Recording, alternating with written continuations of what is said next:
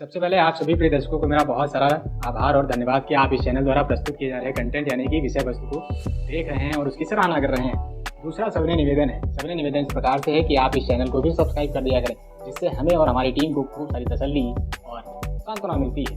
आज हम बात करने वाले हैं ISS अधिकारी से। ISS यानी कि इंडियन स्टैटिस्टिक्स सर्विस, जो कि UPSC द्वारा परीक्षा इसकी कंडक्ट कराई जाती है और जो कि एक टेक्निकल पोस्ट है। आइए समझते हैं ISS परीक्षा को।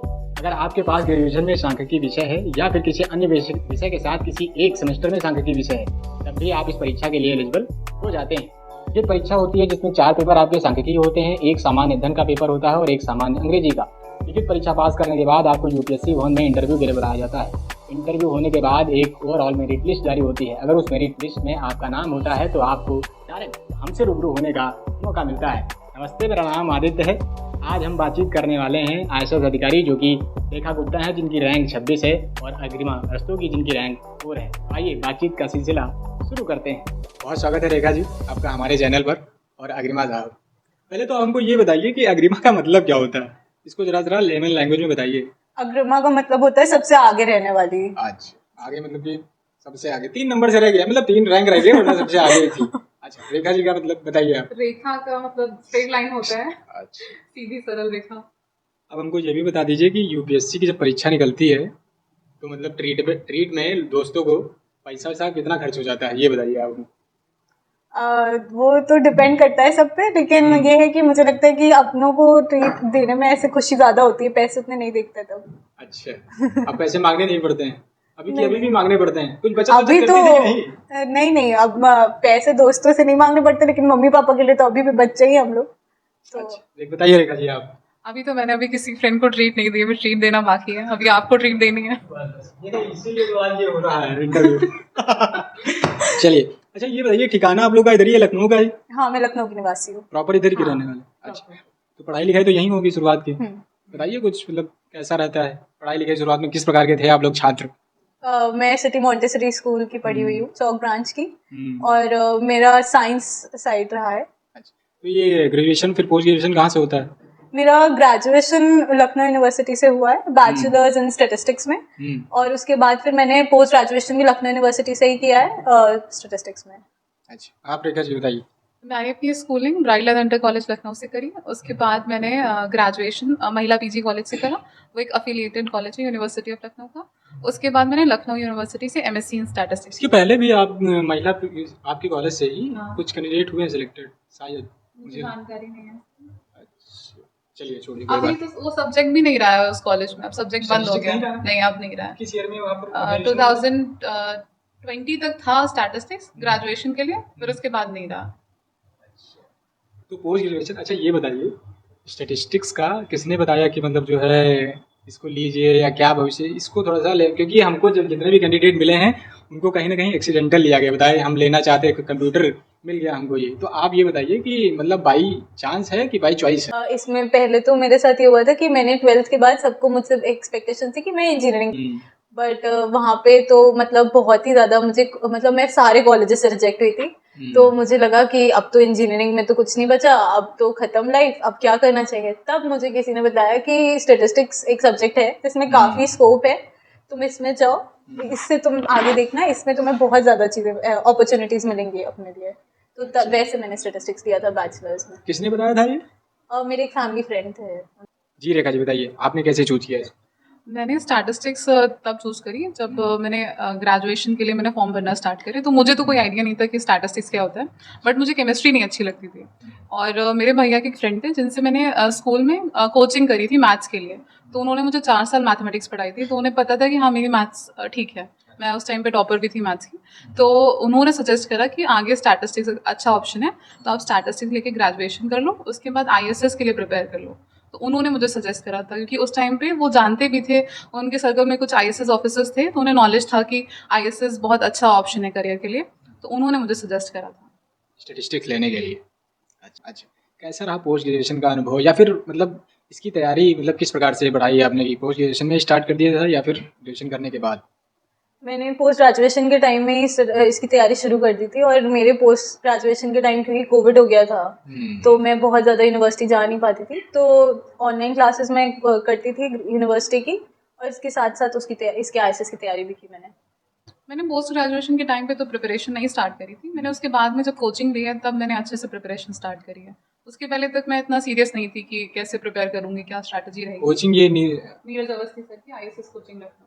अच्छा, आपने भी वहीं से किया हाँ क्या? मैंने भी वहीं कोचिंग किया। चलिए, आते हैं थोड़ा सा पेपर के बारे में बात कर लेते हैं कि फर्स्ट पेपर एक बताया जाता है ना कि बहुत वास्ट पेपर है, और उसको जब भी हम करने जाते हैं ना, कि जब हम आगे बढ़ते हैं, जैसे रैंडम वेरिएबल हो गया या फिर क्या वो कंप्यूटर हो गया या फिर NA हो गया, इन सबको मिलाकर बहुत सारी चीज़ें उसमें कंक्लूड करनी होती हैं। तो कैसे, आपने पहले तो हमको ये बताया कि इसके सिलेबस का कितना महत्व हो जाता है, क्योंकि बहुत सारे लोग तैयारी चालू कर देते हैं ना बिना सिलेबस देखे, सिर्फ ये जानते हैं कि हमको स्टैट्स इतना आता है, इतना पोर्शन उसमें पूछा जाता है, सिलेबस नहीं देखते हैं, बहुत सारे लोग होते हैं।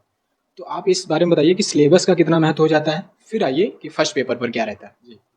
आई थिंक सिलेबस का तो बहुत ज़्यादा बड़ा रोल है, स्पेशली पेपर 1 में, क्योंकि यूपीएससी बहुत ही अच्छे से डिफाइन करता है सिलेबस पेपर 1 का। और आप उसके साथ साथ जब आप PYQs एनालाइज करते हैं तो आप अपनी तैयारी को एक स्ट्रक्चर दे पाते हैं कि क्या मैं सही तरीके से लगा रहा हूँ, क्या मैं एज पर डिमांड्स ऑफ द एग्जामिनेशन उसको क्वेश्चन सॉल्व कर रहा हूँ, या मैं सिर्फ ऐसे ही बस अपनी नॉलेज इंक्रीज कर रहा हूँ। तो इसलिए मुझे लगता है कि सिलेबस का बहुत ज़्यादा बड़ा रोल है, साथ ही PYQs का बहुत बड़ा रोल है। उसी के अकॉर्डिंग आप बुक्स लीजिए और उसी के अकॉर्डिंग आप अपनी स्ट्रैटेजी बनाइए। अच्छा, क्या मतलब प्रिपरेशन के तौर पर किस प्रकार से आपने मतलब पढ़ाई चालू की फर्स्ट पेपर के लिए, उसको थोड़ा सा बताइए। फर्स्ट पेपर में जैसे हमारे पास 40 क्वेश्चंस होते हैं जो सिर्फ प्योर स्टैटिस्टिक्स के होते हैं, लेकिन उसका सिलेबस जो है NA और कंप्यूटर जो बाकी 40 क्वेश्चंस होते हैं उनके कंपैरिजन में बहुत होता है। तो उसको जो है हमें लिमिट करना चाहिए कि मतलब हम उतना ही इंपॉर्टेंस बाकी सेक्शन को भी दें, कंप्यूटर को भी उतना इंपॉर्टेंस दें, कि वहाँ से 20 क्वेश्चंस आने, हमें मार्क्स तो दोनों में लाने हैं, तो हमें उसी हिसाब से दोनों का अच्छे से पढ़ना चाहिए। तो मैंने ये करा था कि मैंने जो मेरा स्ट्रॉन्ग था, जैसे MGF हो गया, रैंडम वेरिएबल हो गया, मैंने वो अच्छे से करा था। मेरा प्रोबेबिलिटी वीक था थोड़ा, तो मुझे बेस थ्योरम वगैरह के क्वेश्चन जो लेंदी वाले थे वो मुझे इतने नहीं समझ में आते थे, तो मैंने उस पर इतना ध्यान भी नहीं दिया। मेरा जो स्ट्रॉन्ग था मैंने उसको अच्छे से करा था। अच्छा, आपने कंप्यूटर बताया कि आपने बढ़िया से पढ़ा है उसको। कंप्यूटर को पढ़ने की मतलब एक किताब है आपके सामने, लोग पढ़ना स्टार्ट कर देते हैं, बिना PYQ देखे भी स्टार्ट कर देते हैं, बस ये जानते हैं कि ये बुक है और हमको पढ़ना है। वो तो एक अलग हो गया कि आप आउट ऑफ कंटेक्स्ट की बात करने लगते हैं, लेकिन एक पेपर को PYQ एनालाइज करने के बाद किताब को किस प्रकार से पढ़ना चाहिए, उसको थोड़ा सा बताइए लेमन लैंग्वेज में। इसकी जो बुक मैंने फॉलो की थी वो कंप्यूटर फंडामेंटल्स की ई बाला गुरुस्वामी की बुक है। तो मैंने जब पहली रीडिंग की थी तो मैंने PYQs नहीं देखे थे उस समय। मैंने पहली रीडिंग करने के टाइम जब मैं चैप्टर पढ़ती थी तो चैप्टर के बैक में कुछ क्वेश्चंस दिए होते हैं जो objective type, fill in the blanks type होते हैं, या मतलब MCQ टाइप होते हैं। तो मैंने उनको सॉल्व किया था। उसके बाद फिर उससे मैंने समझा था कि मेरा कितना मुझे नॉलेज गेन हो रहा है। उसके बाद उस हिसाब से मैं फिर दोबारा चैप्टर रिवाइज करती थी और फिर मैं आगे बढ़ती थी। जब मेरा ऐसे एक बार कंप्यूटर पूरा तैयार हो गया तब मैंने PYQs एनालाइज किए कि क्या जो मैंने पढ़ा है वो रेलेवेंट है भी एग्जामिनेशन पॉइंट ऑफ व्यू से, या मेरा टाइम वेस्ट हुआ है। तो इस तरीके से मुझे लगता है कि एक बुक को पढ़ना शुरू करना चाहिए कंप्यूटर में। अच्छा, ये जैसे बता रही हैं गरिमा जी कि किस प्रकार से एनालाइज करती थी, क्या उसको जो है जो लास्ट में दिए रहते हैं ऑप्शंस टाइप के या fill in the blanks type के, उनको किस प्रकार से, वो क्या ज़्यादा इफिशिएंट रहता है उसके पेपर्स के लिए? हाँ, वो काफ़ी एफिशिएंट रहते हैं। जैसे आप जब पढ़ रहे हैं तो आपको नहीं पता क्वेश्चन कैसे फ्रेम होंगे। जब हमें क्वेश्चन सामने दिखते हैं तो हम पूरा जो उसका थ्योरी है वो रिकॉल कर पाते हैं। तो पढ़ते टाइम आप जब क्वेश्चन लगाएंगे तो आपको आपका नॉलेज टेस्ट हो जाएगा। तो साथ साथ में आप वो भी करते रहिए, और जब पूरा चैप्टर लगा रहे हैं तो उसमें हाईलाइट करते रहिए अपने पेंसिल से या पेन से, शॉर्ट नोट्स बनाते रहिए उसमें, क्योंकि हम उससे अलग कई नोट्स बनाएंगे तो रिवाइज नहीं कर पाएंगे। इसलिए बुक में ही आपको लिखते रहना चाहिए, हाईलाइट करते रहना चाहिए। मैंने यही करा था। बुक कौन सी बताइए आपने? ई बाला गुरुस्वामी। गुरुस्वामी। इसके अलावा भी कोई क्या प्रेफर किया था कुछ? एक बुक है रीमा थरेचा की, बट मुझे इतना टाइम नहीं मिल पाया था कि मैं उसको प्रेफर करूं, पर वो भी अच्छी बुक है जितना मुझे पता है। मैंने एक वेबसाइट फॉलो करी थी examveda.com। उस पर बहुत ही सिस्टमैटिक तरीके से चैप्टर वाइज MCQs थे। तो मतलब आप 10-15 मिनट जब भी आपको टाइम मिले तो आप वो सॉल्व करते रहिए, और साथ में उसके सोल्यूशन और उसका डिस्क्रिप्शन रहता है उसमें, तो वो काफ़ी अच्छा था। बात करते हैं न्यूमेरिकल एनालिसिस की, क्योंकि उसमें ये रहता है ना कि थोड़ा सा कैलकुलेशन अगर गड़बड़ हुई इधर की उधर तो सारा जो है आंसर ही गड़बड़ हो जाता है। तो उसको कैलकुलेशन का किस प्रकार से स्पीड हम बढ़ा सकते हैं उसमें ये बताइए, कि और उसको प्रैक्टिस करने के लिए मतलब कितना प्रैक्टिस किया जाए कि एकदम एग्जैक्ट, क्योंकि उसमें उसी से लगभग चीज़ें आती हैं, उसको कैसे आपने कवर किया चीज़ें? NA में कुछ चैप्टर्स ऐसे हैं जैसे कि फॉरवर्ड डिफरेंसेस है या डिवाइडेड डिफरेंसेस है, जिसमें बहुत ज़्यादा वेरिएशन नहीं होता है एग्जाम में एज कम्पेयर टू जो बुक्स आप फॉलो करते हैं। तो मैंने क्योंकि उसको इतनी बार प्रैक्टिस किया था कि मुझे इन सब चैप्टर्स के तो आंसर्स ही याद हो गए थे। तो क्या ये याद हो गए थे? मुझे आंसर्स याद हो गए थे एनए में काफी क्वेश्चंस अच्छा। के। तो इसको मैंने टारगेट किया था। साथ में मैंने जो कुछ थ्योरी के क्वेश्चंस होते हैं, फॉरवर्ड इंटरपोलेशन या आप स्टर्लिंग फॉर्मूला कहाँ यूज करते हैं, मैंने उन क्वेश्चंस को टारगेट किया था क्योंकि मुझे लगा कि एनए में काफी लेंथी हो जाता है पेपर। तो अगर मैं ऐसे क्वेश्चंस को टारगेट करूंगी तो मैं मार्क्स भी स्कोर कर पाऊंगी, प्लस में जो टाइम बचेगा उसको मैं और बाकी क्वेश्चंस के लिए डेडिकेट कर सकती हूँ स्टैट्स के पेपर में। अच्छा, आपकी क्या स्ट्रेटजी रहती है न्यूमेरिकल एनालिसिस के लिए? न्यूमेरिकल एनालिसिस में मुझे लगता है कि जो बहुत लेंदी क्वेश्चंस हैं उनको सॉल्व करने के पीछे नहीं भागना चाहिए। उनका जो मेथड है और वो जो छोटे क्वेश्चंस पे कैसे अप्लाई कर रहे हैं, जैसे हम प्रीवियस ईयर क्वेश्चंस देखेंगे तो वहाँ पे लेंदी क्वेश्चंस कभी नहीं पूछे जाते हैं जिसमें आपको मतलब बहुत सारे स्टेप्स में कैलकुलेशन करनी है। तो आपको जो कम स्टेप्स में कैलकुलेट करने वाले क्वेश्चंस हैं वो प्रैक्टिस करने चाहिए। जैसे पिकार्ड्स के आते हैं क्वेश्चन, आइलर्स मेथड के आते हैं, तो वो सब क्वेश्चन बहुत ही छोटे छोटे डेटा पे आते हैं। हमारे पास बहुत सारा डेटा नहीं दिया रहता है क्वेश्चन पेपर में, तो उसी हिसाब से हमें पहले से प्रैक्टिस करना चाहिए। ये पोर्शन हो गया इधर का एक न्यूमेरिकल एनालिसिस और कंप्यूटर का। एक बहुत बड़ा पोर्शन रहता है रैंडम वेरिएबल को मिलाते हुए, उसी में लोग साल भर जूझे रहते हैं कि ये हमारा कंप्लीट नहीं हुआ, वो हमारा कंप्लीट नहीं हुआ, और इसके चक्कर में ये सारा 40 जो क्वेश्चन होते हैं उनको बहुत ही लाइट ले लेते हैं। तो अब इसकी बात बताइए कि ये 40 नंबर वाले रैंडम वेरिएबल के साथ जो चीज़ें इंक्लूड रहती हैं, बहुत लंबा वास्ट सिलेबस है, तो इसको कैसे आप लोगों ने कवर किया? इसमें मुझे लगता है सबसे पहले तो अपनी स्ट्रेंथ्स को एनालाइज करिए। जैसे मुझे लगता है कि कोरिलेशन रिग्रेशन वाला चैप्टर होता है, इसमें ये अगर मैं एग्जाम में पैनिक भी कर रही हूँ तो इसके क्वेश्चंस मुझसे आराम से लग जाएंगे। साथ ही एट्रीब्यूट के क्वेश्चन होते हैं तो उसमें कंडीशंस पूछे जाते हैं काफी बार कि कौन सा डेटा कंसिस्टेंट हुआ, कौन सी। तो ये सब मतलब मुझे लगता था कि ये सब मैं बहुत आराम से सॉल्व कर लूंगी, इसमें टाइम भी कम लगेगा, स्टेप्स कम है। साथ में इसमें क्वेश्चन में बहुत ज्यादा वेरिएशन नहीं देखने को मिलता है, तो मैंने इन क्वेश्चंस पे ज्यादा फोकस किया था। लेकिन एमजीएफ एक्सपेक्टेशन ये वाले क्वेश्चंस भी किए थे ताकि अगर इन केस उसके क्वेश्चंस आसान आ जाएं और उस समय मेरा दिमाग चले तो मैं उसके भी क्वेश्चंस लगा के मार्क्स गेन कर सकूं। अच्छा, प्रोबेबिलिटी का क्या इसमें खेल रहता है? बहुत मतलब पढ़ के मतलब गई थी कि ऐसे ही? नहीं, मैंने प्रोबेबिलिटी पे ज्यादा टाइम नहीं दिया था क्योंकि मुझे पता था कि वहाँ पे जब क्वेश्चंस आते हैं बहुत कंफ्यूज हो जाते हैं कि बेस थ्योरम कैसे अप्लाई होगी, कौन सा वेरिएबल हमें कंडीशनल में लेना है, कौन सा हमें पोस्टीरियर में लेना है, तो वहाँ बहुत कंफ्यूजिंग होता। तो मेरा वीक पॉइंट था प्रोबेबिलिटी, इसलिए मैंने उसको समझ लिया स्किप करा था। मेरा जो स्ट्रॉन्ग सेक्शन था मैंने उस पर ही ध्यान दिया था। अच्छा, स्ट्रांग पोर्शन पे आप एकदम कस के मजबूत पकड़ बनाइए और वीक पर्सन को आप देख के चलिए कि हाँ अगर आ जाता है तो ठीक है, काम चल जाए। अब बताइए शॉर्ट नोट्स के बारे में कुछ, कि मतलब प्रिपरेशन पढ़ते समय शॉर्ट नोट्स बनाया था या फिर एग्ज़ाम टाइम से पहले लोग शॉर्ट नोट्स बनाना स्टार्ट करके कहते हैं कि दोबारा जब हम रीडिंग करेंगे उस समय हम शॉर्ट नोट्स बना देते हैं। इसका क्या रहता है? आप लोगों ने क्या स्ट्रेटेजी बनाई कि साथ में बनाते चले या फिर लास्ट टाइम पे बनाए आप उसको? शॉर्ट नोट्स का एक्चुअली बहुत बड़ा रोल है इस एग्जामिनेशन में, क्योंकि ये एग्जामिनेशन 3 दिन कंटिन्यूअसली रहता है। आपको टाइम नहीं मिलता है कि आप बुक उठा के शुरुआत से शुरू कर सके रिवाइज करना। तो मैंने शॉर्ट नोट्स शुरुआत में नहीं बनाए थे। जब रिवाइज करना शुरू किया था मैंने तो कुछ रिजल्ट्स हो गए, जैसे पेपर 1 में ही हो गया, हम बात करते हैं तो बायनोमियल या कुछ डिस्ट्रीब्यूशंस है तो इनके एक्सपेक्टेशन हो गए, इनके मोमेंट जनरेटिंग फंक्शन हो गए, इनके या कैरेक्टरिस्टिक फंक्शन हो गए। तो इनके सब मैंने रिजल्ट्स एक जगह लिख लिए थे, उसी को मैंने रिवाइज किया था ताकि एग्जाम में मैं डायरेक्टली अप्लाई कर सकूं। अच्छा, क्या रहता था आपका? मैंने भी शॉर्ट नोट्स जब रिवीजन करा तब बनाए, और जैसे डिस्ट्रीब्यूशंस के सारे प्रॉपर्टीज हो गए, मेरा डिस्ट्रीब्यूशन स्ट्रॉन्ग पॉइंट था। मैंने सारे के जो स्क्यूनेस कर्टोसिस जितने भी प्रॉपर्टीज हैं सब लिख लिए थे, और सबके लिए जैसे कुछ स्पेस भी छोड़ दिया था कि अगर मुझे इसमें कुछ और क्वेश्चंस मिले ऐड ऑन करना हो अगर तो उसमें ऐड ऑन होते जाए। इसलिए मेरे पास 3 साल के एकदम कम्पैक्ट शॉर्ट नोट्स अवेलेबल थे। मतलब शॉर्ट नोट्स का बड़ा मतलब लास्ट टाइम के लिए बहुत ही खासा महत्व बढ़ जाता है कि इसको बिना करे जो है हम लास्ट तक नहीं पहुंच सकते हैं, क्योंकि लास्ट टाइम पेपर वाले दिन हम पन्ने नहीं पलट सकते ना कि पूरा कोर्स पलटने चाहिए। अच्छा, अब आते हैं सेकंड पेपर पर, क्योंकि इसमें थोड़ा सा लाइबिलिटी मिल जाती है कि हाँ डायरेक्ट क्वेश्चन मिल जाता है या थ्योरम बेस मिल जाता है या फिर डायरेक्ट क्वेश्चन, तो उसको हम करने में थोड़ा सा सरलता रहती है। बात करेंगे हम स्टैटिस्टिकल उससे इन्फ्लुएंस से, तो उसको कहाँ से पढ़ा जाए? क्योंकि लोग जब बात करते हैं ना तो वो सीधे कहते हैं कि ये कुछ नोट्स हैं, कुछ यहाँ के नोट्स हैं। क्या अपनाया था आप लोगों ने?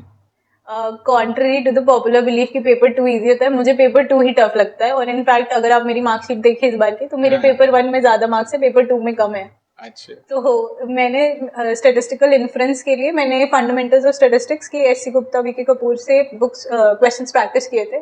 साथ में मैंने वीके रोहतगी की भी एक बुक आती है, उससे भी मैंने इन्फ्रेंस के क्वेश्चंस प्रैक्टिस किए थे। अच्छा, आपका? मैंने भी fundamentals of mathematical statistics follow करी थी क्वेश्चंस के लिए, और मैंने एक मनोज श्रीवास्तव की बुक आती है, उसमें थ्योरी ऑफ एस्टिमेशन का पार्ट मैंने सिर्फ न्यूमेरिकल्स के लिए यूज करा था। तो मैंने सिर्फ प्रैक्टिस पे ज्यादा ध्यान दिया था इस बार, वो काफी हेल्पफुल था। ऑफिशियली स्टैटिस्टिक्स मतलब कहाँ से, मतलब कैसे? क्योंकि लोग कहते हैं कि सिर्फ वो वेबसाइट मॉस्पी की वेबसाइट पढ़ लेने से वो तो ठीक है, इसके अलावा भी क्या कुछ किया था क्या इसके लिए? मोस्टली की वेबसाइट तो देखिए गाइडिंग लाइट है बिल्कुल वो आपके लिए। उसमें अबाउट सेक्शन है जो मिनिस्ट्री का है, वो आपको बहुत अच्छे से डिफाइन करता है कि कौन से डिवीजन के कौन से फंक्शंस हैं, क्या उसका स्कोप है। इसके साथ साथ मैंने मिनिस्ट्री ऑफ एग्रीकल्चर की, ministry of health and family welfare की भी साइट्स विजिट की थी। उनमें एक बहुत ही वेल डिफाइंड सेक्शन है स्टेटिस्टिक्स डिवीजन का। तो उसमें आपके सारे स्टेटिस्टिकल इनिशिएटिव्स, कोई रिपोर्ट्स आई हैं, वो सब उसमें बहुत ही अच्छे से दिया है। तो आप उसकी एक बार रीडिंग करेंगे, उससे आपके उससे नोट्स, शॉर्ट नोट्स बनाएंगे, वो नोट्स बहुत ही क्रिस्प और टू द पॉइंट होंगे। उससे मुझे काफी हेल्प हुई थी ऑफिशियल स्टैटिस्टिक्स में। अच्छा, आपका क्या रहता है? मैंने भी वेबसाइट्स फॉलो करी थी और साथ में इस बार जो असित रंजन श्रीवास्तव सर के नोट्स थे मैंने वो फॉलो करे थे। वो काफ़ी हेल्पफुल थे हम लोगों के लिए। ऑलमोस्ट सभी ने वो नोट्स ज़रूर फॉलो करे हैं पढ़ते टाइम। और मुझे लगता है जो इंडेक्स हैं वो जो रिलीज हो रहे हैं रिसेंट में, उनका हमारे पास एक शॉर्ट नोट अवेलेबल होना चाहिए हर टाइम कि अच्छा CPI आया इस मंथ में इतना आया, और साथ में उनके इंटरप्रिटेशन कैसे होते हैं हमें उनका मतलब भी पता होना चाहिए कि उनको इंटरप्रेट कैसे कर रहे हैं। जैसे मेरे से इंटरव्यू में गिनीज कोफिशिएंट का इंटरप्रिटेशन पूछा गया था, तो हमें ये नहीं पता होता कि जीरो का मतलब कभी अच्छा भी होता है कभी बुरा भी होता है, तो हमें उसका इंटरप्रिटेशन पता होना चाहिए कायदे से। जीरो का मतलब कभी पॉजिटिव में भी होता है, कभी नेगेटिव में भी होता है। वो आपका मैटर करता है ना कि इंडेक्स में स्केलिंग किस चीज की हो रही है। जैसे अगर पॉवर्टी की बात हो रही है तो जीरो है तो अच्छा है, मतलब पॉवर्टी जीरो है। हाँ, वो हाँ अकॉर्डिंग टू सिचुएशन चेंज हो हाँ। जाता है। अच्छा, लीनियर मॉडल का क्या खेल रहता है, उसको कैसे पढ़ा जाए? लीनियर मॉडल्स के लिए मैंने अपने कोचिंग के नोट्स फॉलो करे थे और साथ में PYQs बहुत अच्छे से एनालाइज किए थे। लीनियर मॉडल्स एक्चुअली हमारा पेपर 3 में एक टॉपिक है इकोनोमेट्रिक्स का, तो उसका भी बेस बनता है। तो क्योंकि मैंने इकोनोमेट्रिक्स बहुत अच्छे से इस बार पढ़ा था, तो इसलिए मुझे लीनियर मॉडल्स में बहुत अलग से कुछ पढ़ने की जरूरत नहीं पड़ी थी। अच्छा, आपका? लीनियर मॉडल जैसे इकोनोमेट्रिक्स से काफ़ी रिलेट करता है, रिग्रेशन हो गया और एस्टिमेबिलिटी के क्वेश्चन हो गए। तो मैंने भी शलभ सर के IIT कानपुर के नोट्स फॉलो करे थे, और दामोदरन गुजराती बुक है उसके कुछ जो न्यूमेरिकल्स हैं वो देखे थे। मैंने प्रॉपरली वो नहीं फॉलो करी क्योंकि बहुत वास्ट बुक है वो, तो हमें बहुत लिमिटेड कंटेंट लेके रखना चाहिए। तो मैंने शलभ सर के नोट्स फॉलो करे थे बस, बाकी और कुछ नहीं करा था इसमें। स्ट्रेटजी तो बता दी, अब ये बताइए कि कैसे मैनेजमेंट को रखा है, क्योंकि टाइम का इसमें बड़ा खेल रहता है प्रैक्टिस करते समय। क्योंकि इसमें ये रहता है 80 क्वेश्चन रहते हैं 2 घंटे, उसमें फिर कम पड़ जाते हैं। अगर आप रेगुलर प्रैक्टिस नहीं कर रहे हैं, आप उनको क्वेश्चंस को रेगुलर नहीं सॉल्व कर रहे हैं, तो दिक्कत हो जाती है अंत में जाकर। तो आपने जब इसको पढ़ लिया एक बार, फिर कैसे इसको रिवीजन के तौर पर करती थी फर्स्ट और सेकंड को, इसको थोड़ा सा बताइए। फर्स्ट और सेकंड में मैंने सबसे पहले तो मैंने एनालाइज किया था कि मुझे टाइम कहाँ कम लग रहा है और कहाँ ज़्यादा लग रहा है। जैसे पेपर 1 में अगर हम बात करें तो मुझे पता था कि कंप्यूटर्स में बहुत ज़्यादा ऐसे सॉल्व करने लायक क्वेश्चंस नहीं होते हैं, एक्सेप्ट कुछ कन्वर्जन के क्वेश्चंस हो गए जैसे बाइनरी टू डेसिमल या हेक्साडेसिमल। वो क्वेश्चंस खाली टाइम लेते हैं थोड़ा बहुत, बाकी थियोरेटिकल क्वेश्चंस होते हैं तो आपको टिक करना होता है कि या तो वो सही होगा या गलत होगा। तो मैं वहाँ से पेपर स्टार्ट करती थी। उसके बाद फिर मैं स्टैट्स के क्वेश्चन में आती थी क्योंकि वो मेरा स्ट्रॉन्ग था, पॉइंट था। उसके बाद मैं NA में जाती थी ताकि जितना टाइम लगे उसको मैं बचा सकूं और उसमें जितना हो जाए NA के क्वेश्चन जितने भी हो पाए वो कर लूं। इस तरीके से मैंने पेपर 1 में टाइम मैनेजमेंट किया था। फिर पेपर 2 में ऐसे ही मैंने ऑफिशियल से सबसे पहले स्टार्ट किया था, क्योंकि वहाँ पे भी टिक करने के लिए क्वेश्चन होते हैं, या तो आपको पता होगा उस क्वेश्चन का आंसर या आपको नहीं पता होगा। मैं वहां से स्टार्ट करती थी। फिर इन्फ्रेंस में क्योंकि क्या होता है कि मैंने गेट के भी क्वेश्चन लगाए हुए थे, वो सब भी किया हुआ था, तो मुझे ये पता था कि कैसे टाइम मैनेज करना है, कौन से किस टाइप के क्वेश्चन ज्यादा टाइम लेंगे। कुछ मुझे आंसर्स भी याद हो गए थे इन्फ्रेंस में, एक्सपेक्टेशन वगैरह के, या कुछ एस्टिमेटर्स मुझे पता था कि ये एस्टिमेटर बेस्ट याद क्या याद करने पड़ते हैं उसमें, है ना, कि बिना उसको याद करे आप जा ही नहीं सकते वहाँ पे। बिल्कुल। तो वो क्वेश्चंस मैंने सब उसके बाद अटेम्प्ट किए थे, और उसके बाद फिर मैं लीनियर मॉडल्स या कोई भी ऐसे थ्योरेटिकल क्वेश्चंस हो गए जो जैसे जो वेरिएंस वगैरह जो डायरेक्टली पूछ रहा है, मैं वो क्वेश्चंस अटेम्प्ट करती थी। ऐसे मैंने पेपर 2 में टाइम मैनेजमेंट किया है। जी साहब। ऑलमोस्ट यही स्ट्रैटेजी रहती है सबकी। पहले ऑफिशियल अटेम्प्ट करते हैं, फिर उसके बाद में हमारा आ गया इन्फरेंस हो गया, इसी तरह से लीनियर मॉडल्स है, तो इसी तरह से ऑलमोस्ट सबका रहता है। पहले हल्के हल्के ले चलो, जो आ रहे हैं उनको निपटाते चलो। करने की कोशिश करते हैं। डायरेक्ट क्वेश्चंस पहले अटेम्प्ट करो, फिर सॉल्व करने वाले बाद में करो, ताकि कुछ क्वेश्चंस जब हो जाते हैं तो दिमाग थोड़ा इससे ये भी रहता है ना कि प्रेशर थोड़ा सा बिल्ड वो नहीं कम हो जाता है कि कम से कम क्वेश्चन हो रहे हैं हमसे हो रहे हैं, तो जो नहीं हो रहे हैं उनके लिए थोड़ा सा वो बेनिफिट हो जाता है कि हाँ कम से कम ट्राई तो कर सकते हैं वहाँ। हाँ, और मैंने पेपर 2 में ये देखा ना कि इस बार का पेपर ऐसा था, एक बार करने में तो हमें क्वेश्चन समझ ही नहीं आ रहा था, तो आप जल्दी जल्दी करो, फिर उसको पेपर को एक बार दोबारा गो थ्रू करो। मैंने कई क्वेश्चन तो तीसरे अटेम्प्ट में सॉल्व करें कि मैं पूरा पेपर करके देख रही हूँ नहीं आ रहा है, फिर से करके देख रही हूँ नहीं आ रहा है, फिर तीसरी बार मैंने करा तो वो हो गया। तो आप टाइम जो है बहुत अच्छे से मैनेज करो। इसी के साथ कुछ ऐसे होते हैं जैसे जो डिग्रीज ऑफ फ्रीडम डायरेक्टली पूछ रहा है नोवा में, हाँ। वो क्वेश्चंस बहुत इजी होते हैं, आप उनको शुरू करिए, ताकि जब क्या होता है कि आपके 20-25 क्वेश्चंस हो जाएंगे तो कहीं वो पीस ऑफ माइंड हो जाता है कि अगर मान लो हम 30-35 से ज्यादा एक्सीड नहीं भी कर पाते तो भी एक डिसेंट स्कोर है हमारे पास पेपर 2 में। हाँ, रहता भी ना कि क्योंकि चीजें हमारे अगर 20 से 15 क्वेश्चन 1 घंटे आधा घंटे में हो जाए, आधे घंटे में हो जा रहे हैं तो ये बिल्डअप कर देता है कि बेनिफिट हो जाता है कि हाँ आगे क्वेश्चन हम थोड़ा आराम से करेंगे और जितना भी हो जाए ठीक ही रहेगा। बात करते हैं अब थर्ड पेपर की, क्योंकि ये भी फर्स्ट पेपर की तरह थर्ड पेपर भी बहुत ज़्यादा लंबा रहता है, क्योंकि इसमें 4-5 सेक्शन रहते हैं। सैम्पलिंग का रहता है, इकोनोमेट्रिक्स का रहता है, टाइम सीरीज रहता है और इंडेक्स नंबर साथ में। तो इसको करने में और फिर रिवीजन करने में, पढ़ने में क्या स्ट्रेटजी रहती है आपकी overall? I think third paper के साथ सबसे ज्यादा 2 बड़ी दिक्कतें तो यही है कि वो बहुत एक तो वास्ट है और वो लास्ट डे होता है, तो तब तक एनर्जी लेवल्स बिल्कुल खत्म हो चुके हैं। अगर आपके पास आपने सही से रिवाइज नहीं किया है वो रिकॉल ही नहीं होगा उस दिन। तो इसलिए सबसे पहले तो जो मैंने किया था कि फिर से मैंने सेक्शंस में डिवाइड कर लिया था पेपर को। एक अप्लाइड स्टैटिस्टिक्स का सेक्शन हो गया था, एक इकोनोमेट्रिक्स का सेक्शन हो गया था और एक सैम्पलिंग का सेक्शन हो गया था। तो अप्लाइड स्टैटिस्टिक्स में मैंने टाइम सीरीज, इंडेक्स नंबर और डिमांड एनालिसिस को किया था और टाइम सीरीज में मैंने एडवांस का थोड़ा बहुत पोर्शन भी किया था। तो इसके लिए मैंने असद और रंजन श्रीवास्तव सर का चैनल रेफर किया था, साथ ही में एस सी गुप्ता, वी के कपूर की अप्लाइड स्टैटिस्टिक्स की बुक को रेफर किया था। इकोनोमेट्रिक्स में मैंने DN गुजराती की रेफर की थी बुक, और शलभ सर के IIT कानपुर के नोट्स थे, उनके नोट्स भी रेफर किए थे। वहाँ से मैंने थ्योरेटिकल पोर्शन पढ़ा था। और इसके न्यूमेरिकल के लिए मैंने शहजाद चौधरी की एक बुक आती है, उसमें न्यूमेरिकल्स काफ़ी सारे दिए हैं और काफ़ी अच्छे से आपको समझ में आ जाता है कि जो आपने थ्योरी में पढ़ा है वो कैसे अप्लाई हो रहा है। तो वहाँ से मैंने इकोनोमेट्रिक्स के न्यूमेरिकल्स लगाए थे। इसके साथ मैंने सैम्पलिंग के लिए अपने मास्टर्स के नोट्स और अपनी कोचिंग के नोट्स रेफर किए थे। उससे मैंने काफ़ी बार प्रैक्टिस किए थे। काफ़ी सारे डेरिवेशंस होते हैं उसमें, वेरिएंस के, अनबायस्ड एस्टिमेटर हो गया, ये सब डेरिवेशंस मैंने वहीं से प्रैक्टिस किए थे। और इसके जो क्वेश्चंस होते हैं वो मैंने एस सी गुप्ता, वी के कपूर की बुक है अप्लाइड स्टैटिस्टिक्स की, वहीं से लगाए थे। अच्छा, आएंगे आपके पर भी, पहले इधर भी ले लें स्ट्रेटजी। जी बताइए क्या रहती है आपकी? देखिए सोर्सेज तो ऑलमोस्ट यही थे, जैसे मैंने भी इकोनोमेट्रिक्स के लिए IIT कानपुर के शलभ सर के नोट्स फॉलो करे थे और मैंने उसके साथ साथ मैंने इकोनोमेट्रिक्स पढ़ने के लिए ये M शहजाद की बुक है, उसके जो न्यूमेरिकल्स हैं वही प्रैक्टिस करे थे। वो काफ़ी अच्छे न्यूमेरिकल्स दिए हुए हैं उसमें, और उसको थ्योरी के लिए नहीं रेफर करा था, सिर्फ न्यूमेरिकल्स के लिए। और मैंने अप्लाइड स्टैटिस्टिक्स के लिए fundamentals of applied statistics he book पढ़ी थी, और बाकी जो मेरे कोचिंग के नोट्स थे। और इसके साथ साथ जैसे प्रीवियस ईयर पेपर्स हैं उसमें से मैंने सेक्शन वाइज सॉल्व करा था। जैसे हमें काफ़ी बार लगता है कि हम अभी पूरा पेपर नहीं पढ़ पाए हैं तो अभी क्वेश्चन पेपर नहीं सॉल्व करते हैं, जब पूरा तैयार हो जाएगा तब क्वेश्चन पेपर लगाएंगे, तो ऐसा तो कभी नहीं हो पाएगा। तो एग्जाम के अगर हम 1 महीने पहले क्वेश्चन पेपर लगाने बैठेंगे तो बहुत मुश्किल हो जाएगा। तो ऐसे मैं सेक्शन वाइज पेपर सॉल्व करती थी। जैसे मैंने सिर्फ अप्लाइड के पेपर्स लिख के प्रैक्टिस करे, सिर्फ मैंने उसके इकोनोमेट्रिक्स के क्वेश्चंस लिख के प्रैक्टिस करे, सिर्फ सैम्पलिंग के मैंने प्रैक्टिस करे। इस तरह से मेरा सेक्शन वाइज प्रिपेयर हो गया था। हाँ, मैंने टाइमर लगा के पूरा पेपर इकट्ठे नहीं पहले सॉल्व करना चालू करे, वो बाद में करें, लेकिन पहले मैंने सेक्शन वाइज प्रैक्टिस करे थे। अग्रिमा जी, आप बता रही थी कि हमने नोट्स बहुत जगह से बनाए हैं, तो ये हम क्वेश्चन हमारा ये है कि क्योंकि जब हम सोर्स पर जाते हैं तो बहुत वहाँ पर भी बुक्स रहती हैं, तो उसमें से अपने कंटेंट को निकालना, कितना हमें चाहिए या कितना पूछ रहा है, या इसको किस प्रकार से आप मैनेज करती थी? कैसे आपको एनालाइज करता था कि हाँ इतना पूछ रहा है, इतना हमको बना लेना है? क्योंकि लोग कहते हैं ना कि उनसे बोल दो कि भैया ये बुक पढ़नी है आपको, जैसे आपने बताया M शहजाद की बुक, तो उनको अगर मैसेज आएगा यहाँ से तो वो लोग बुक खरीद के वो पढ़ना स्टार्ट कर देंगे। कुछ लोग ये होता है कि हाँ एनालिसिस करने के बाद, तो आप ये बताइए किस प्रकार से एनालिसिस उसकी करनी चाहिए और क्या कंटेंट किस प्रकार से चूज करना चाहिए, इसको बताइए।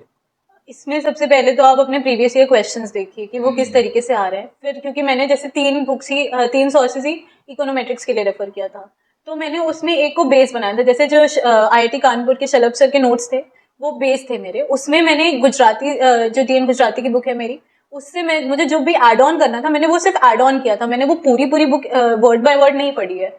तो वो मेरे पास अच्छा कंटेंट बन गया था। फिर मुझे था कि क्योंकि मुझे कॉन्सेप्ट क्लियर नहीं हो रहे थे कि ये सिर्फ थ्योरी जो मैं पढ़ रही हूँ वो अप्लाई कैसे होती है, तो उसमें जैसे कुछ ऑटो कोरिलेशन के ग्राफ्स वगैरह हो गए कि कहाँ हाइपोथेसिस रिजेक्ट हो रही, कहाँ नो ऑटो कोरिलेशन है, कहाँ प्रेजेंस ऑफ ऑटो कोरिलेशन है।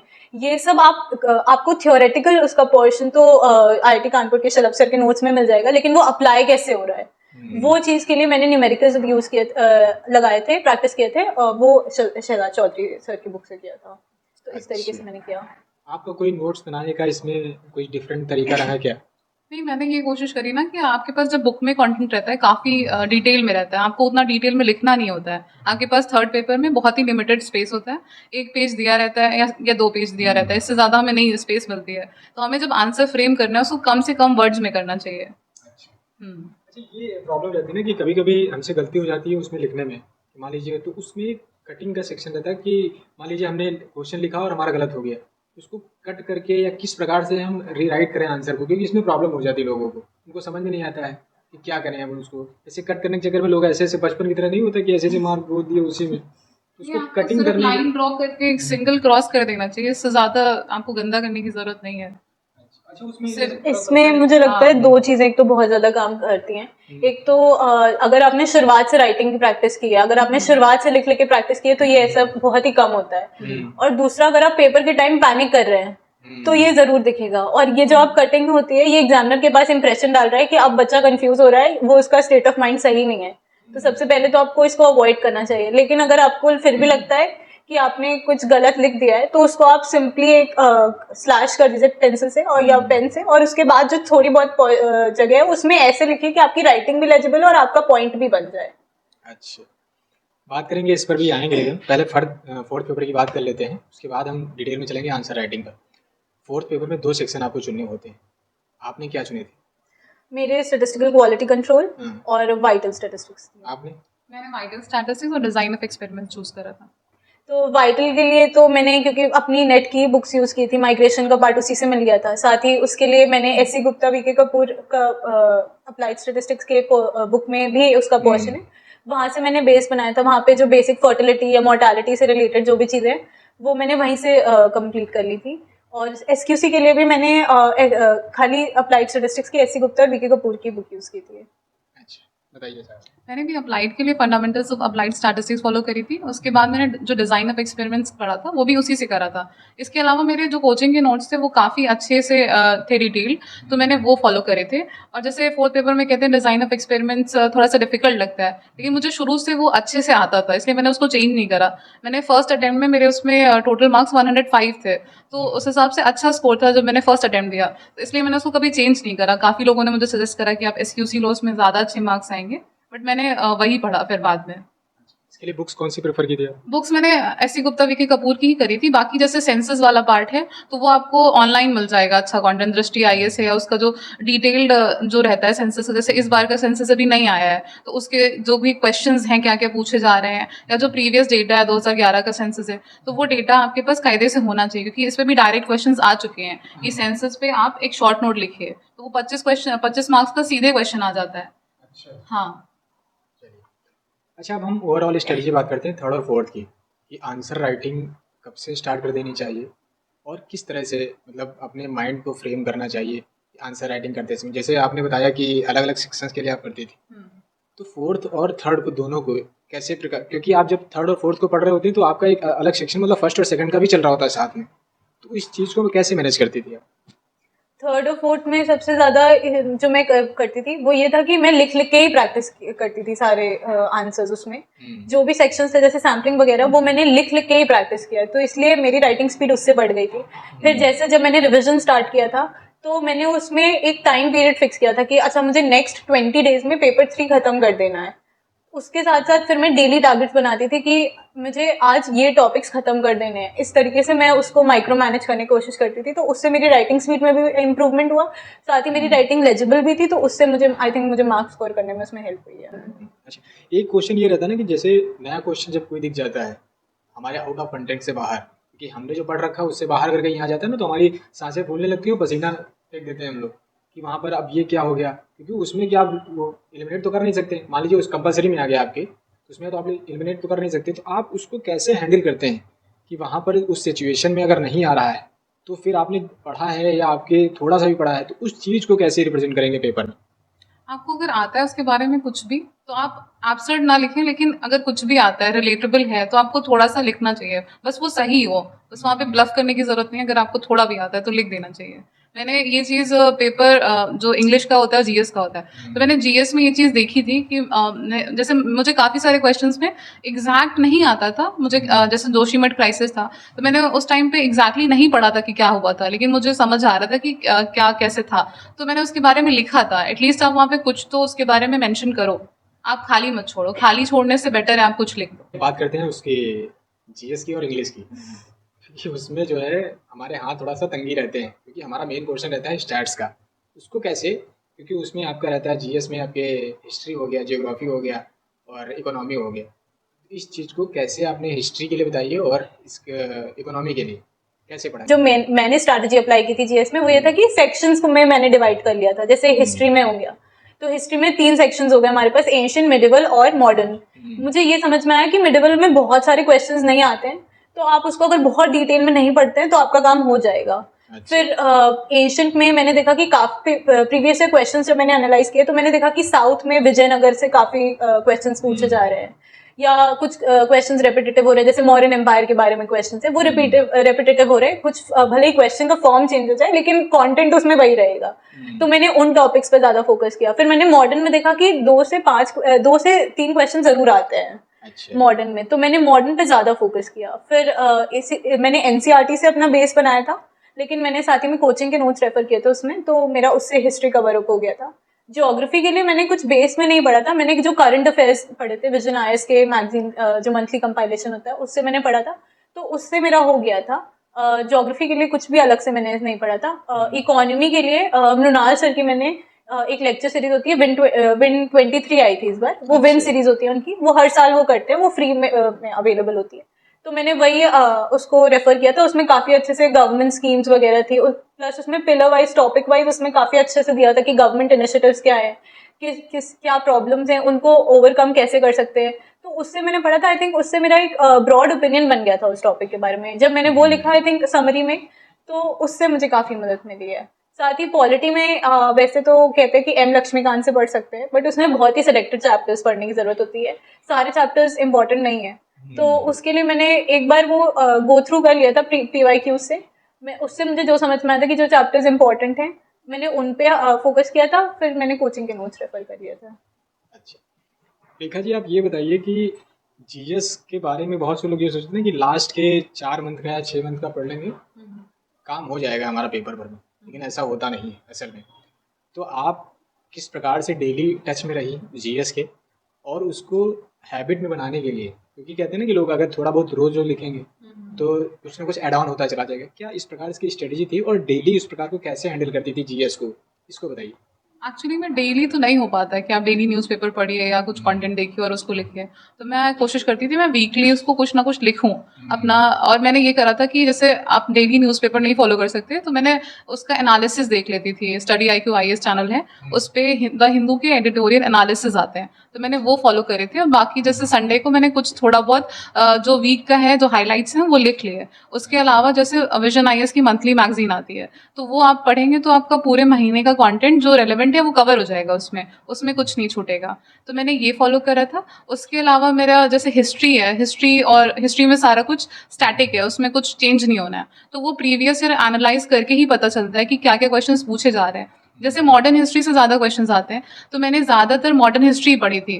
बाकी एंशिएंट और मेडिवल के लिए जो रेलेवेंट थे, जो पूछे जा रहे थे बार बार, वो उनसे रिलेटेड मैंने यूट्यूब लेक्चर्स देखे थे महिपाल सिंह राठौर के। और मैंने ज्योग्राफी के लिए मैंने जब प्रिपरेशन नहीं स्टार्ट करी थी, कोविड टाइम चल रहा था, तो उस टाइम पे मैं खान सर के लेक्चर्स देखा करती थी ज्योग्राफी के, वर्ल्ड मैप के और इंडिया के, तो वो मैंने पूरा सीरीज उनका कवर सर बिहार वाले, हाँ खान सर वही। तो वो हिंदी में पढ़ाते थे, लेकिन मैप में आपको कोई हिंदी इंग्लिश का फर्क नहीं होता है, तो वो मुझे बहुत अच्छा मतलब समझ में आ गया था। मुझे मैप में या ज्योग्राफी में कभी कोई दिक्कत नहीं आई, फिर वो मतलब काफी क्लैरिटी से उन्होंने पढ़ाया था, तो ज्योग्राफी के लिए मैंने ये करा था। बाकी जैसे एनसीईआरटी फॉलो करने को कहते हैं, तो मैंने थरली नहीं फॉलो करी थी एनसीईआरटी, लेकिन ये है कि बेस उससे थोड़ा बहुत अच्छे से हो गया था मेरा। इंग्लिश की थोड़ा बताइए किस प्रकार से रहता है, क्योंकि इंग्लिश में आप तो सिटी मॉन्टेसरी स्कूल से पढ़ी हैं, तो अंग्रेजी में थोड़ा सा हाथ तो टाइट होगा आपका। टाइट मतलब कि ढीला होगा, क्या कहते हैं उसको, अच्छे से आती होगी तो क्या कहेंगे, ढीला होगा कि टाइट होगा? नहीं, हाथ अच्छा है उसमें मेरा। हाथ अच्छा है। अच्छा, तो किस प्रकार से मतलब रहती थी, डेली प्रैक्टिस करती थी कि यहाँ समय आने पर वो काम हो जाएगा, इस प्रकार से था? नहीं, एक्चुअली क्योंकि जीएस मैंने अच्छे से पढ़ा था, तो ऐसे और पैराग्राफ राइटिंग का कंटेंट तो मुझे वहीं से मिल गया था, तो उस पर मैंने फोकस नहीं किया था। जो फोकस मैंने किया था इंग्लिश में वो थे सेंटेंसेस, करेक्शन ऑफ सेंटेंसेस वाले पोर्शन में। उस पे मैंने काफी प्रैक्टिस की है, क्योंकि आई थिंक वो बहुत स्कोरिंग होता है। जीएस में अगर आप वो सॉरी ऐसे में अगर आप बहुत अच्छा क्वेश्चन अपना टॉपिक के बारे में लिख देंगे तो आपको अच्छे मार्क्स मिल जाएंगे, लेकिन पूरे नहीं मिलेंगे। पर करेक्शन ऑफ सेंटेंसेस एक बहुत ही स्कोरिंग पार्ट है, अगर आपने वो सही किया तो आपको पूरे के पूरे मार्क्स मिल जाएंगे। तो उसके लिए मैंने किया था। साथ ही प्रेसी में मैंने एक आध दो यूट्यूब पे लेक्चर्स देख लिए थे कि कैसे करना है, वो करके मैंने एक दो प्रेसीज लिख के देख लिया था और उसी से मैंने इंग्लिश का कर लिया था। तो आया होगा लिखने में, अंग्रेजी बैकग्राउंड। अच्छा अच्छा, ये बताइए कि अंग्रेजी में जैसे ऐसे लिखते हैं तो उसमें कुछ क्या, जैसे हिंदी में बोलते हैं प्रस्तावना, उसको शुरुआत में लिखते समय कोटेशंस का यूज कर देना चाहिए या फिर कुछ बढ़िया से हेडिंग में कुछ लिख देना चाहिए उसके संबंधित रिलेटेड टॉपिक के, तो इसका कुछ खासा प्रभाव पड़ता है सामने वाले? पड़ता है, एक्चुअली पड़ता है। अगर वो रेलेवेंट है तभी लिखिए, ऐसे नहीं कि आप कुछ भी जय माता दी लिख के आ गए, ऐसे नहीं करना है। कुछ रेलेवेंट है, उससे रिलेटेड है तब आप लिखिए, बीच में लिखिए, जरूरी नहीं शुरू करते ही लिखिए, लेकिन लिखने से अच्छा इफेक्ट पड़ता है।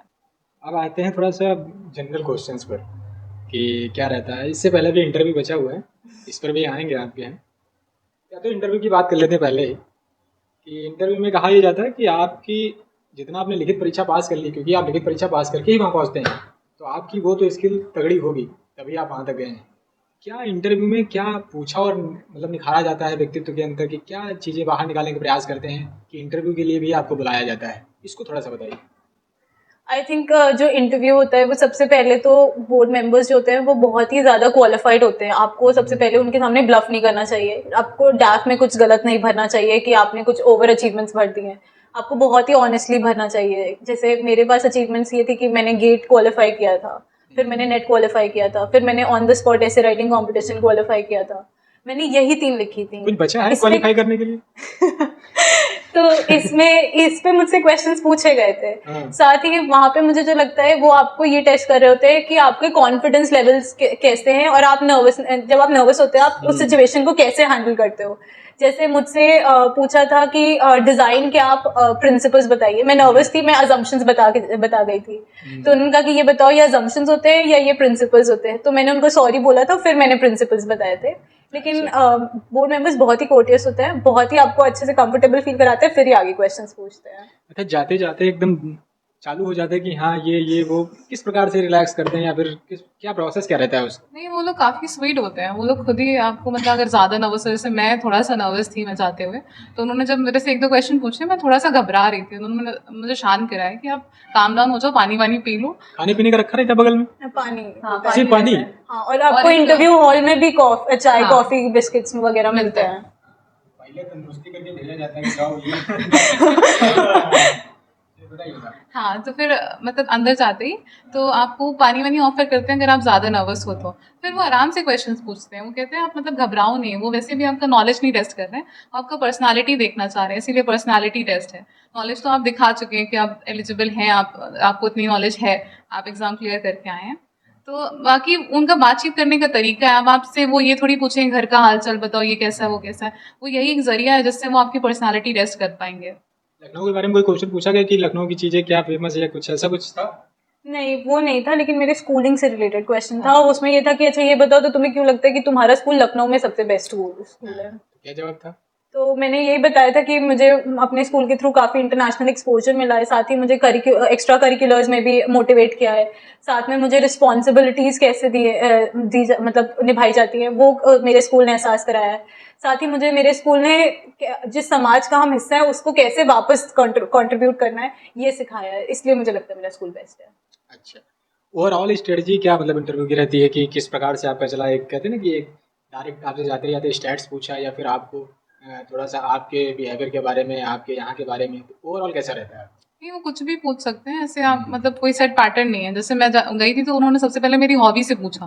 मैंने एक हॉबी डाली थी कि art and craft from waste material, तो उन्होंने मुझे एक फूल क्या art and craft from waste material. Waste material? हाँ, तो उन्होंने उससे रिलेटेड एक ऑर्गेनाइजेशन है, फूल ऑर्गेनाइजेशन, तो वो इंसेंस स्टिक्स बनाते हैं और बाकी सारे बहुत सारे रिसाइकल मटेरियल से प्रोडक्ट्स बनाते हैं। तो उन्होंने उसके बारे में पूछा तो मैंने ये बताया था उन्हें।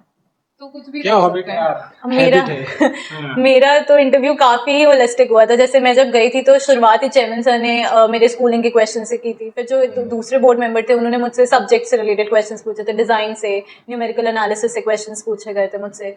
फिर ऐसे मुझसे पूछा था, अच्छा ये बताओ कि तुमने टर्म चेयरमैन सर के आगे यूज किया था, ये बायस टर्म स्टैटिस्टिक्स में कहाँ यूज होता है।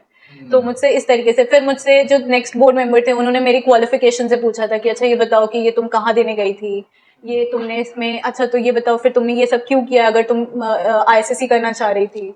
तो ये सब मुझसे पूछा था। जो मेरे लास्ट थे सर, रिस्पेक्टेड सर, उन्होंने मुझसे पूछा था हॉबीज से, उन्होंने मुझसे मेरे नाम का मतलब पूछा था, उन्होंने मुझसे पूछा था कि अच्छा ये बताओ कभी तुम कोई पब्लिक ऑफिस गई हो तो उसका क्या काम होता है। उन्होंने मुझसे न्यूज़ के बारे में पूछा था कि ये बताओ आज कोई न्यूज़ तुमने पढ़ी है।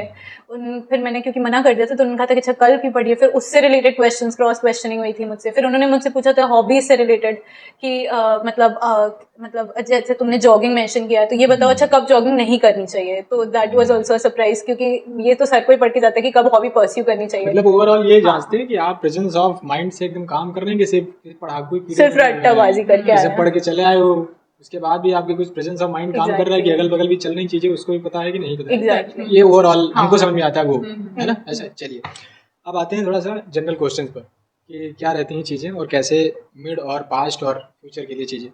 मॉक टेस्ट का मतलब क्या महत्व है, लिया था आपने क्या? जी बिल्कुल लिया था। कहाँ से? मैंने अपनी कोचिंग के भी प्रीवियस ईयर के जो मेरे पास क्वेश्चन पेपर्स थे वो भी लगाए थे। साथ ही मैंने पी स्टैटिस्टिक्स ट्यूटोरियल्स के भी जो मॉक टेस्ट थे उस समय वो भी यूज किए थे। तो क्योंकि मुझे प्रैक्टिस देखना था, मुझे टाइम देखना था कि मैं टाइम मैनेज कर पा रही हूँ नहीं, फिर मुझे स्ट्रेंथ्स वगैरह देखने थे, तो उसमें मुझे मॉक टेस्ट ने काफी हेल्प किया था। आपने कहा था? मैंने पी स्टैटिस्टिक्स ट्यूटोरियल से एक बार लिया था, फिर उसके बाद मैंने नीरज अवस्थी सर की कोचिंग से टेस्ट सीरीज ली थी। तो ये मुझे जाके देने होते थे, वो ज़्यादा बेनिफिशियल था। जैसे मैंने पी स्टैटिस्टिक्स ट्यूटोरियल से लिया तो वो ऑनलाइन थे। जब आप आंसर राइटिंग कर रहे हो, ऑनलाइन कर रहे हो, तो वो इतना एफिशिएंट नहीं है क्योंकि आपको जो पेपर है वो ऑफलाइन देना है। तो जब मैं कोचिंग जाके देती थी तो वो ज़्यादा बेनिफिशियल था मेरे लिए। आपने पेपर राइटिंग की बात की, ये बताइए कि अगर मान लीजिए अभी अप्रॉक्सीमेटली 2 या 2.5 महीने का बचा हुआ, 3 महीने मैक्सिमम मान ले सकते हैं, तो अभी से आंसर राइटिंग की और फर्स्ट और सेकंड पेपर की किस प्रकार से स्ट्रेटजी बनानी चाहिए या किस प्रकार से प्रैक्टिस का रोल रहना चाहिए, आपके हिसाब से क्या लगता है, इसको बताइए। आई थिंक अब तो क्योंकि टाइम बहुत कम बचा है तो अब आपके पास कंटेंट इतना हो जाना चाहिए कि आप आंसर राइटिंग शुरू कर सके। आंसर राइटिंग में आपको मतलब मुझे लगता है कि आपको थोड़े बहुत आंसर जरूर लिख के देखने चाहिए ताकि आपको समझ में आए कि आप किस तरीके से स्टार्ट कर पा रहे हो, आप क्या जो क्वेश्चन पूछ रहा है कि आप उसको जस्टिफाई कर पा रहे हो नहीं, उससे रिलेटेड कंटेंट लिख रहे हो या नहीं, और उसको एक पर्टिकुलर टाइम पीरियड में लिख पा रहे हो कि नहीं। क्योंकि जीएस का पेपर काफी बार तो कंप्लीट ही हम नहीं कर पाते हैं कि हमें 14 क्वेश्चन आते हैं, हम 8 या 9 ही अटेम्प्ट कर पाते हैं क्योंकि हमारे पास इतना टाइम ही नहीं होता है। तो इस समय मुझे लगता है आंसर राइटिंग जरूर शुरू कर देनी चाहिए और अब आपको मॉक टेस्ट भी देने चाहिए पेपर 1 पेपर 2 के। और साथ में ये नहीं सोचना चाहिए कि अभी हमारा प्रिपेयर नहीं है, क्योंकि आप मेंटली आप ये सोचोगे हम फुल्ली प्रिपेयर हो जाएंगे तब टेस्ट देंगे, तो ऐसा नहीं होता है। आपको पहले से ही प्रैक्टिस करनी चाहिए। ये जो लोग देख रहे हैं वीडियो, ये जानना चाहते हैं कि डेली शेड्यूल क्या रहता था, मतलब कि आप मुर्गा पद्धति अपनाती थी या उल्लू पद्धति। मुर्गा पद्धति मतलब कि आप जो है मॉर्निंग में उठ करके, हाँ, बिल्कुल। और या रात्रि में पढ़ाई करती थी, इसका थोड़ा बताइए। एक्चुअली लाइफ थोड़ी मोनोटोनस हो जाती है जब आप तैयारी करते हो, क्योंकि आप सुबह उठते हो तब आपको बुक्स देखनी होती है, आप टॉपिक्स सोच रहे होते हो कि क्या दिन मेरे पढ़ना है, और फिर जब आप रात में सो रहे होते हो तो आप भी ये एवेल्युएट कर रहे हो कि क्या अभी और क्या बचा, अब क्या करूंगी कल।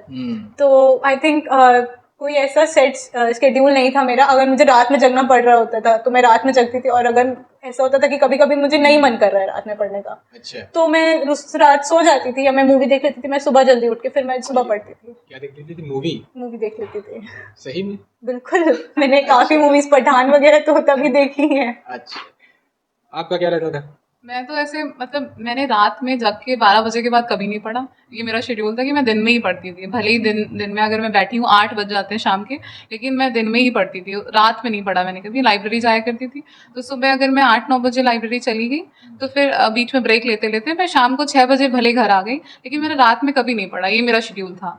तो जैसे मेरी फैमिली में मेरी मदर नहीं है तो मैं कभी मुझे खाना भी बनाना होता था दोनों टाइम का, तो उस हिसाब से शेड्यूल मेरा चेंज होता रहता था। कोई फिक्स शेड्यूल नहीं था। जैसे कभी बैडमिंटन भी खेल लिया बीच में, अगर सुबह मन किया तो वॉक पे भी चले गए, जॉगिंग करने चले गए, ऐसा रहता था शेड्यूल। अच्छा, क्या हॉबी क्या है आपकी? मेरी हॉबी जॉगिंग करना है और जिम जाके वर्कआउट करना है। जिम जाके वर्कआउट करना है। जी। जिम कब, मतलब शाम को? अक्सर शाम को ही जाती थी, वरना कभी कभी सुबह जाती थी कि मतलब जब मुझे ऐसे बहुत डीमोटिवेटेड फील होता था कि शायद अब जिंदगी में कुछ नहीं बचा है, बहुत गलत स्ट्रीम पकड़ ली है तब मैं सुबह जाती थी कि थोड़ा डिस्ट्रैक्शन हो जाए। अच्छा, मोटिवेशन की बात की है कि जब भी हम कोई मोटिवेशन स्पीकर की बात सुन लेते हैं, थोड़ा सा अंदर से वो जोश आ जाता है, कुछ भी कर गुजरने के लिए हम तैयार रहते हैं। लेकिन वो 2-3 दिन बाद ऐसे सस्ता आ जाता है कि मानो जो है अब कुछ नहीं बचा है। कभी कभी हम बहुत ज़्यादा डिमोटिवेट हो जाते हैं, एकदम लगता है कि अब कुछ नहीं बचा हुआ है, क्योंकि ये अक्सर विद्यार्थी जीवन में बहुत होता है कि 3 या 4 दिन बाद हम अपने आप को एकदम जो है घोषित कर लेते हैं कि अब कुछ नहीं बचा। उस समय अपने आप को कैसे आप जागरूक, या ऐसी कंडीशन होती थी तो क्या करती थी? एक्चुअली आई थिंक इसमें सबसे ज़्यादा बड़ा मेरा सपोर्ट सिस्टम, मेरे पेरेंट्स बहुत अच्छे, बहुत ज़्यादा उन्होंने बढ़िया रोल प्ले किया है। क्योंकि जब मैं डीमोटिवेटेड हो जाती थी तो मेरी मॉम मुझसे कहती थी नहीं अग्रमा तुम ये कर पाओगी, तुमसे ही होगा। तो जब मुझे उनकी नज़रों में उतना विश्वास दिखता था मेरे लिए, तो मुझे लगता था कि मैं कैसे हार जाऊँ। तो आई थिंक मैं अपने पेरेंट्स से बहुत ज़्यादा बात करती थी जब मैं डीमोटिवेटेड होती थी। और साथ ही मुझे लगता है कि फ्रेंड सर्कल आपको बहुत ज़्यादा बड़ा नहीं रखना चाहिए, आपको मतलब थोड़े फ्रेंड्स रखने चाहिए जो आपको एक्चुअली आगे बढ़ने में मदद करें। तो मेरे भी 1-2 फ्रेंड्स ही थे, बट वो मुझे बहुत ही उन्होंने मतलब पुश किया है आगे बढ़ने के लिए। आपका क्या है? मेरे भी काफ़ी लिमिटेड फ्रेंड्स थे। और हॉबीज़ की बात करें तो मुझे सिलाई करना बड़ा अच्छा लगता है, मुझे DIYs अच्छे लगते हैं, कुछ भी पुराने कपड़े काट के कुछ नया बनाना। और मुझे जुम्बा अच्छा लगता है, मैं घर पे भी करती हूँ, या मैं जिम मैंने ज्वाइन करा था थोड़े टाइम के लिए, तो मैं जिम जाके करती थी। तो ये मेरी हॉबीज़ है। अच्छा, आपने बताया था कि वो लाइब्रेरी में जाती थी। हाँ, कितना रोल रहता है कि लाइब्रेरी में जाकर के पढ़ना और घर में रहकर पढ़ना, इसको थोड़ा? जैसे लड़कियों के लिए मुझे लगता है थोड़ा डिफिकल्ट हो जाता है घर पे रह के पढ़ाई करना। ऐसा नहीं है कि मतलब हर टाइम आपको कोई काम करने के लिए बोलता रहता है, बट डिस्ट्रैक्शन रहता है कि कभी दूध वाला आ रहा है, कभी कोई गेस्ट आ गए, कभी आपको खाना किसी को सर्व करना है, कभी कुछ हो गया, कभी कोई आ गया घर पे, तो उस हिसाब से बहुत डिस्ट्रैक्शन रहते हैं घर पे। तो अगर मैं चली जाती थी, अगर मैं 4 घंटे भी पढ़ रही हूँ तो सेटिस्फैक्शन रहता था कि हाँ मैंने इतनी देर पढ़ा है। घर पे अगर आप कॉन्टिन्यूसली बैठ पा रहे हो तो ठीक है आप घर पे पढ़ो, लेकिन मुझे लगता था मैं घर पे नहीं कर पा रही थी इतना। तो मेरे घर से 200 मीटर 250 मीटर दूर लाइब्रेरी थी, मैं वहाँ चली जाती थी और फिर खाना खाने घर आ जाती थी, फिर वापस चली जाती थी पढ़ने। ऐसे मेरा शेड्यूल रहता था। आपने भी लाइब्रेरी ज्वाइन की थी? नहीं मैंने लाइब्रेरी नहीं ज्वाइन की थी। मेरे में ये होता था कि मैंने घर पे ही अच्छा खासा माहौल बना रखा था, और इनफैक्ट जब गेस्ट आते थे तो मैं मम्मी को बोल के आती थी कि मम्मी प्लीज मुझे 15 मिनट में बुला लेना किसी भी बहाने से। तो मतलब गेस्ट आ मेरे जाते थे पेरेंट्स तो बोल के आती थी कि हमको बुला लेना। एग्जैक्टली। तो मुझे मतलब ये होता था हाँ। कि मतलब मुझे पेरेंट्स ने मेरे बहुत ज्यादा सपोर्ट किया है इस चीज में, कि उनको उन्होंने बिल्कुल ये था कि बेटा तुम पढ़ाई करो हम काम देख लेंगे, ऐसा था। अच्छा, बुला लेना मतलब कि वापस बुला लेना। वापस बुला लेना। वापस बुला मैं ये सोच रहा हूँ कि बुला लेना इधर। यही मैं सोच रहा था कि क्या बोल रहे हैं यार। नहीं नहीं, बढ़िया। अच्छा, हमें गलत समझ बैठे। अच्छा, ये बताइए कि पेपर के बीच में जैसे गैप होता है कि पेपर एक खत्म हुआ, उसके बाद अभी सुबह खत्म हुआ, फिर शाम को फिर देना सेकंड पाली में, उस गैप के बीच में क्या रहता था चीज़ें, क्योंकि लोग बस निकलते ही पन्ने पलटने लगते हैं, तो आपका क्या रहता था, इसको बताइए। आई थिंक मैं अच्छा वैसे एक टिफिन पैक करके ले जाती थी, सैंडविच वगैरह, और साथ में जूस वगैरह ले जाती थी, क्योंकि मुझे लगता है कि आप जितना भी पढ़ लो, क्योंकि वो इतना गर्म, नॉर्थ इंडिया में तो स्पेशली इतनी गर्मी का टाइम होता है कि आप आधा एनर्जी तो सेकंड मतलब नेक्स्ट पेपर के लिए वहीं लूज कर देते हो ब्रेक में। तो आपको चार्ज अप रहने की बहुत ज़्यादा ज़रूरत है। तो मैंने लंच वगैरह बहुत प्रॉपरली किया है, और लंच करते करते मैंने जितना भी मैंने short notes through out the year prepare किए थे उनको मैं रिवाइज करती थी। अच्छा, आपका क्या रहता था? नहीं, हाँ, ये शॉर्ट नोट जो है वो तभी काम आता है। आप जब ब्रेक मिलता है 2 घंटे का, आप उसमें सब कुछ नहीं पढ़ सकते। शॉर्ट नोट से आप बस थोड़ा बहुत पलट के देख सकते हो, वो हमारे दिमाग की तसल्ली के लिए होता है कि हाँ बस कुछ देख लिया है, बाकी उसमें भी जाता नहीं है दिमाग में कुछ नहीं आता है। बस लगता है कि तसल्ली की नहीं, हाँ मतलब कि कुछ देखा है देखा है। तो मैं इसलिए रिजल्ट्स वगैरह जो मैंने शॉर्ट नोट्स में लिखे होते थे मैं उन्हीं को लेके ही जाती थी, क्योंकि मैं बहुत ज्यादा बुक्स वगैरह नहीं लेके जाती थी। मुझे पता था कि वो सिर्फ मैं एक बर्डन लेके जा रही हूँ अपने साथ, तो वो एज इट इज वापस चला आएगा मेरे अच्छा। साथ। अच्छा, ये बताइए कि जब पेपर एक पहला पेपर होने के बाद घर पहुंचती है, तो उस रात का क्या शेड्यूल रहता है, क्योंकि कहा यह जाता है कि पेपर के दिन जगना नहीं चाहिए, क्या रहता है उस, क्योंकि बहुत लोग क्या होते हैं कि रात भर जो है जग जाते हैं, नींद नहीं आती है हमारे उसके लिए टेंशन के, या फिर बहुत ज़्यादा हाइपर टेंशन हो जाते हैं कि अब क्या होगा नेक्स्ट पेपर, तो इसके बारे में ये बताइए। ये गलती मैंने अपने प्रीवियस 2 अटेम्प्ट्स में तो बहुत ज़्यादा की है कि मैं रात भर सोती ही नहीं थी, मैं रिवाइज कर रही होती थी। बट इस बार मैंने शॉर्ट नोट्स बनाए थे, तो मुझे ये पता था कि मैं 2 घंटे में रिवाइज कर लूंगी। मुझे ये था कि एटलीस्ट मैं 4 से 5 घंटा जरूर सो के जाऊं, क्योंकि अगले दिन वरना मेरा दिमाग ही नहीं काम करेगा। तो मैं जितनी भी मेहनत कर लूं, अगर मैं उसे रिप्रोड्यूस नहीं कर सकती पेपर में, तो वो कोई फायदा नहीं करेगा मुझे। इसलिए सोना बहुत ज्यादा इंपॉर्टेंट है। चाहे जितना भी हो, आप अच्छे से खाएंगे पिएंगे, आप बिल्कुल आराम से सोएंगे, चाहे कितना भी टेंशन हो। बताइए सर। मैं भी सोती थी प्रॉपरली, क्योंकि अगर आप सोएंगे नहीं तो नेक्स्ट डे ना दिमाग नहीं काम करता है। मैं 12 बजे तक किसी भी कीमत पे सो जाया करती थी, चाहे जितना भी रिविजन हो। सुबह उठ के भले देख लिया, लेकिन मैं 12 बजे के बाद नहीं जगती थी। पेपर के क्या बोलते हैं, यूपीएससी को करने से पहले कहते हैं ना कि जब हम एग्ज़ाम में कूदने वाले होते हैं या किसी भी काम को करने वाले होते हैं, तो अपने आप को किस प्रकार से परख लेना चाहिए कि हम इस काम के लायक हैं, क्योंकि हमारी अलग क्षमताएं हैं, सबकी अलग अलग क्षमताएं होती हैं कि क्या हम कर सकते हैं, क्या आप कर सकते हैं। तो उस प्रकार से आपको क्या लगता है कि किन किन चीज़ों को परख लेना चाहिए, आपके अंदर होनी चाहिए एक यूपीएससी खासकर आईएएस का पेपर देने के लिए? आई थिंक यूपीएससी, वैसे तो आपको एक through out the preparation journey आप बहुत कुछ सीखते हो, लेकिन आपको जब आप शुरुआत कर रहे होते हो, तो आपको पहले तो पेपर्स देख के ये देख लेना चाहिए कि क्या वो डुएबल है भी आपसे, या वो बिल्कुल ही बस के बाहर है आपसे। दूसरा ये होना चाहिए कि आप बिल्कुल ही रेडी होना चाहिए एक डिसिप्लिन लाइफ जीने के लिए, जो कि काफी बार मोनोटोनस हो जाती है और वही डीमोटिवेशन का वो बनते हैं, क्योंकि आप अपने फ्रेंड्स को देखते हो सोशल मीडिया पे, वो कहीं जा रहे होते हैं और आप पढ़ रहे होते हो। तो एक डिसिप्लिन लाइफ के लिए आपको बिल्कुल अच्छे से तैयार हो जाना चाहिए। और बाकी आप अपने स्ट्रेंथ्स को एनालाइज कर लीजिए। जैसे मुझे ये पता था कि मैं सुबह उठ सकती हूँ, मैं सुबह उठ के पढ़ सकती हूँ, तो मैं सुबह उठ के पढ़ती थी। कोई जरूरत नहीं है आपको रात भर जगने की। कितने बजे सुबह उठती थी? मैं डिपेंड करता था, 5 बजे तक उठ जाती थी मैं। रात में सोने का समय? रात में 11 बजे तक सो जाती थी मैं। अच्छा, कितने घंटे टोटल पढ़ाई करती है लगभग ऐसे ओवरऑल? 8 से 10 घंटा मैंने शुरुआत में पढ़ा है, पर फिर जैसे जैसे एग्जाम पास आता गया, वैसे वैसे फिर मैं टॉपिक्स देखती थी, फिर मैं घंटे नहीं देखती थी। अच्छा जी, सर बताइए आप। प्रिपरेशन टाइम के लिए सबसे इम्पोर्टेंट है आपके अंदर पेशेंस होना चाहिए। आप पेशेंटली चीज़ों को हैंडल करो, कि प्रेशर बहुत होता है। बहुत लोग हैं जो आपको कहेंगे कि ये तो बहुत आसान है। मेरे साथ में मैंने ये एक्सपीरियंस करा कि काफ़ी लोग हैं जो मुझे, जब मैंने प्रिपरेशन शुरू करी, तब मुझे सजेस्ट करते थे कि एग्ज़ाम बहुत डिफिकल्ट है, तुम्हारे बस का नहीं है। फिर जब वो एग्ज़ाम निकल गया तो वही लोग मुझसे कहते थे कि ये तो मतलब बहुत कम लोग इसमें एस्पिरेंट्स होते हैं, बहुत ज़्यादा डिफिकल्ट नहीं होता है, इसीलिए निकल गया तुम्हारा। तो बहुत लोग डिमोटिवेट करेंगे, आपको बस पेशेंस रखना है और सबकी बातें नहीं सुननी है। बहुत लोग हैं, बहुत तरह की बातें बताएंगे, आपको सिर्फ अपने मेंटोर की बात सुननी है, अगर कोई है आपका, अपने टीचर्स की बात सुननी है, और मतलब जो आपके वेल विशर्स हैं आप उन्हीं की बात को सीरियसली लीजिए, बहुत पेशेंटली हैंडल करिए चीज़ों एक को। आत्मविश्वास का आई थिंक होना बहुत ज्यादा जरूरी है कि हाँ, ये मुझसे हो जाएगा। अच्छा, आपने बताया कि हमने ये क्लियर किया हुआ है, आपने भी साथ में बताया कि और कौन कौन सी इसके अलावा, क्योंकि आप लोग के शायद 3rd या 2nd अटेम्प्ट है ये, थर्ड अटेम्प्ट। तो और क्योंकि होता है ना कि अटेम्प्ट जितने बढ़ते जाते हैं फिर चीज़ें बढ़ने लगती हैं, कि दायरे बढ़ने लगते हैं, कि और भी थोड़ा बहुत देख लिया जाए इधर उधर।